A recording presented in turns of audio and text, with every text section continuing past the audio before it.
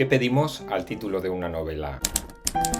Que sea atractivo, tanto como para sentirnos atraídos a querer leerla sin saber nada más. O por el contrario, esperamos que el título de una novela nos dé pistas sobre el género o el tema principal de la obra. Y es que el título, quizás con la cubierta, sea la parte más visible de un libro, y lo que nos sugiere algo de información sobre la obra. Pero, ¿cómo debe ser un título? ¿Largo, breve o eficiente? Es decir, que aporte cuanta más información con el mínimo de palabras. El título debe ser curioso, intrigante, memorable, debe ser metafórico, absurdo quizás. Pues bien, como hay tantos títulos como libros, hoy dedico unos minutos a prestar atención a los títulos de algunas de las novelas que han ido pasando por mis manos para poder identificar cuáles son los títulos que yo personalmente encuentro más interesantes. Si os quedáis, los repasamos y os lo cuento. Bienvenidos una semana más a Palabra de Lector.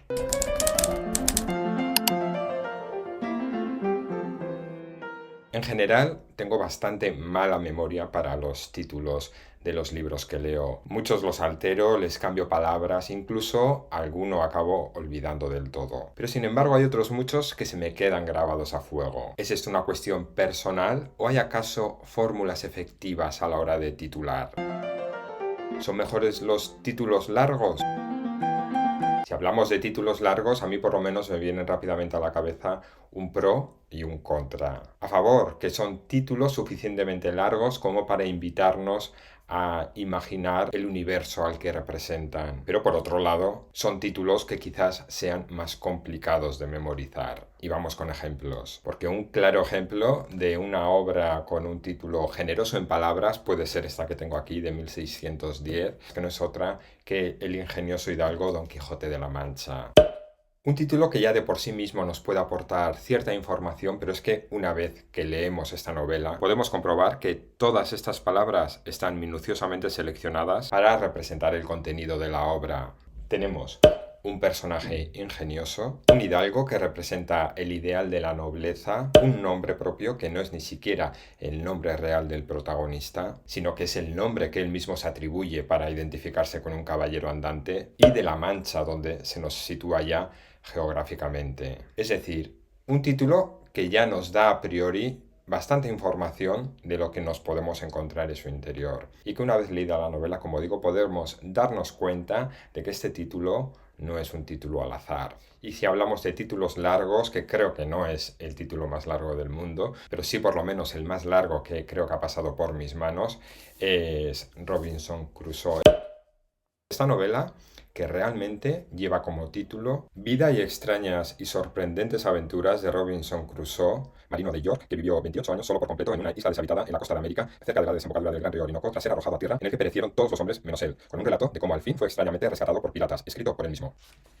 Esto, más que un título, es casi ya una sinopsis en sí misma. El autor no se anda con tonterías y ya nos deja claro lo que nos vamos a encontrar en su interior. Y desde luego este título es muy difícil de memorizar. ¿Qué pasa cuando una novela tiene un título excesivamente largo? Pues una de dos, o que cae en el olvido, o que, si es una novela que ha tocado el techo del éxito, se tiende a abreviar y a cortar el título. Por eso conocemos esta novela como Robinson Crusoe, conocemos esta novela como El Quijote, y esta de aquí, La vida del Lazarillo de Tormes, con sus aventuras y adversidades, la conocemos como El Lazarillo, o a lo sumo como El Lazarillo de Tormes.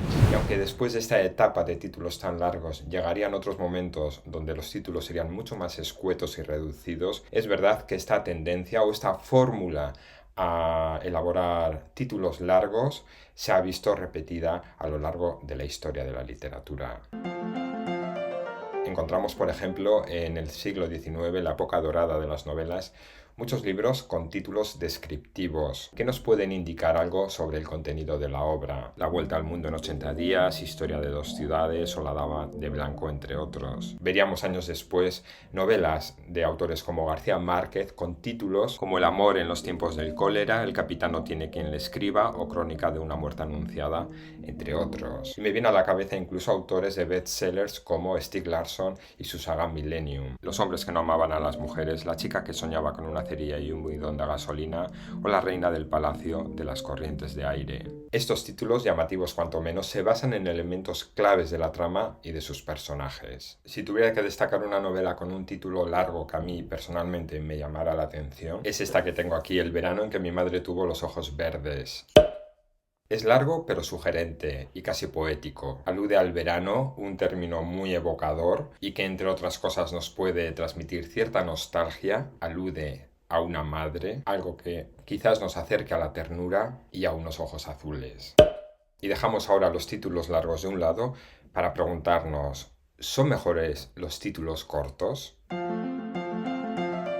Porque un título corto es conciso, es más fácil de recordar y puede llegar a ser más contundente e impactante cuando lo vemos escrito en una cubierta. Aunque quizás sea más complicado que logre evocarnos la esencia de la obra, como los ejemplos que hemos visto anteriormente. Y si antes hemos echado la vista atrás hasta 1600 y pico para observar en Cervantes un ejemplo de título largo de novela, hacemos lo mismo en esta ocasión, pero para centrarnos en un autor, en Shakespeare, en cuya obra encontramos muchos títulos concisos.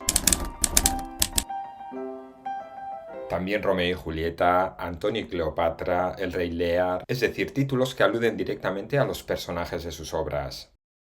Y esto de tomar el nombre de un protagonista y utilizarlo como título de la obra es algo que, como veremos, ha sido muy recurrente en los años siguientes. Y tenemos ejemplos que demuestran que es una fórmula efectiva para titular un libro. Aunque hemos podido ver que en el siglo XIX abundaban los títulos que podían llegar a ser descriptivos, la verdad es que también tenemos muchos ejemplos de novelas que llevan como título el nombre de su protagonista, entre otros. En muchos casos hay que tener en cuenta que las novelas escondían datos biográficos de sus autores o directamente eran un reflejo de su propia vida. Eligiendo como título el nombre del protagonista, digamos que se intentaba camuflar esta vinculación entre la trama y el propio autor. Un ejemplo de ello puede ser David Copperfield de Dickens o Jane Eyre de Charlotte Bronte. En estas dos novelas, aunque no son autobiográficas, sus autores se inspiran en sus propias experiencias y vivencias para crear una ficción y dar forma a sendas obras literarias. Y qué mejor que encabezar la cubierta de la novela, en este caso la propia protagonista con su nombre. Porque al fin y al cabo esas son las vidas de Jane Eyre y David Copperfield, y no de Charlotte Bronte ni de Dickens. Y hay una serie de libros que dan un paso más y al propio nombre del protagonista se le añade una leyenda. Y lo encontramos en estos libros. Digamos que aquí ya tenemos una pista para encaminar al personaje. Y aquí destaco un título que a mí me parece contundente y con mucho gancho, que es Yo Robot de Isaac Asimov. Otra serie de títulos breves que podemos encontrar que no son directamente nombres propios de personajes pueden ser aquellos que hacen alusión a un lugar concreto.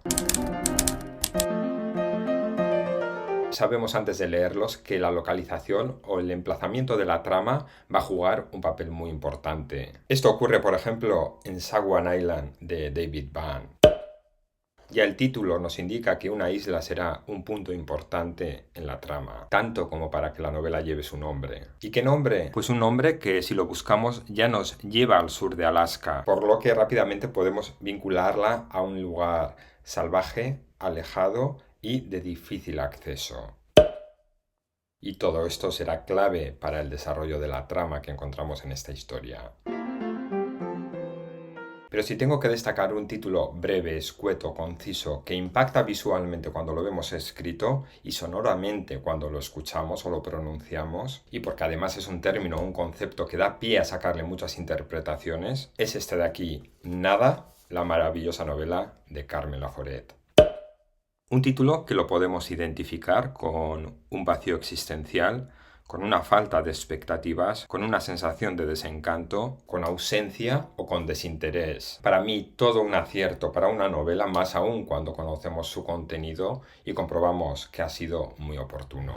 Y luego hay otra serie de títulos que ni largos ni cortos sí son, por lo menos para mí, bastante sugerentes. Uno de ellos obviamente puede ser La montaña mágica de Thomas Mann, porque ya de por sí alude a un lugar que es evocador, es bello, es natural, al que además acompaña la idea de lo mágico. Por lo que ya podemos anticipar que la trama se localizará en un lugar poco convencional, donde ocurren cosas alejadas de lo mundano. O lo podemos ver también como una metáfora, y aquí ya cada uno de nosotros desarrollará sus propias interpretaciones. Y no me voy muy lejos, porque para mí otro título que es oro puro también de Thomas Mann es La muerte en Venecia. No puedo encontrar un título que sea más sugerente. Si ya la muerte es para cualquiera un destino inevitable, vincularla a una ciudad como Venecia, con su belleza y su decadencia, nos da para perdernos en el simbolismo de cada término por su lado y lo que puede representar la unión de ambos. Y quiero destacar también dos títulos que desde niño, desde adolescente, me han llamado mucho la atención y que me llevaron a imaginar historias que nada tenían que ver con el contenido de estas obras, y lo comprobé cuando finalmente las leí, pero que por lo menos estos títulos a mí personalmente me empujaron a leerlas. Hablo por un lado de Eloísa está debajo de un almendro, título ante el cual yo podía limitarme a pensar de una señora debajo de un árbol. Pero el título tenía suficiente fuerza como para despertar en mí cierta curiosidad. ¿Quién es Eloísa? ¿Por qué se nos revela ya un nombre de mujer? ¿Qué hace debajo de un árbol? ¿Está sentada? ¿Está descansando? ¿Está leyendo un libro? ¿Está a la sombra? ¿Y por qué un almendro? Obviamente algo tiene que simbolizar esta variedad o especie de árbol. Como digo, en este caso todo lo que el título a mí me sugería no correspondía con nada de lo que me encontré cuando leí esta obra, pero sí cumplió un objetivo en mi caso, que fue llevarme a la lectura. Y algo parecido me pasó con esta de aquí, 5 horas con Mario, de Miguel Delibes. Un título que a mí me llamaba la atención por sencillo,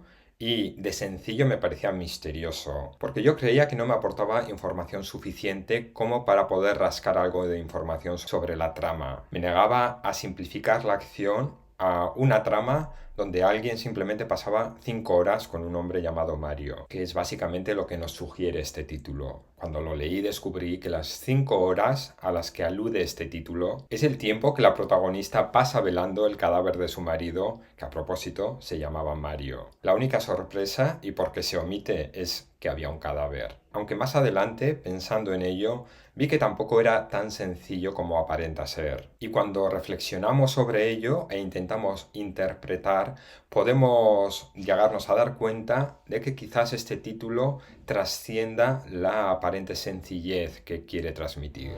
En fin, que este ha sido nada más que un ligero paseo por alguno de los títulos de libros que yo personalmente he disfrutado, que no acabo de tener muy claro, pese a todo, cuál es la fórmula más efectiva para que un título funcione. Deduzco, sin embargo, que es importante que el título nazca del contenido de la obra, que no despiste demasiado, pero que sí nos provoque cierta curiosidad o guarde cierto misterio. Porque al igual que os comenté en un vídeo pasado, que yo soy de esos lectores que una vez terminada de leer una novela, intento volver al principio para detectar aquello que quizás se me pasó por alto en la primera lectura, también me gusta reflexionar un poco sobre el título. Una vez que conozco la trama, la historia, que conozco el desenlace también, quiero saber si el título es adecuado o a qué viene ese título. Y nada más, contadme ahora vosotros en comentarios cuáles son los títulos que a vosotros personalmente os suscitan más interés, os llaman la atención, os parecen más evocadores, os parecen más efectivos o que representan mejor a la obra que titulan. Como siempre, estaré encantado de leeros. Gracias si aún estáis por aquí, como siempre, por haberme acompañado durante estos minutos, y nos vemos ya en un siguiente vídeo donde vendré a contaros lo que estoy leyendo ahora mismo. Hasta entonces, espero que disfrutéis de vuestras lecturas. Hasta luego.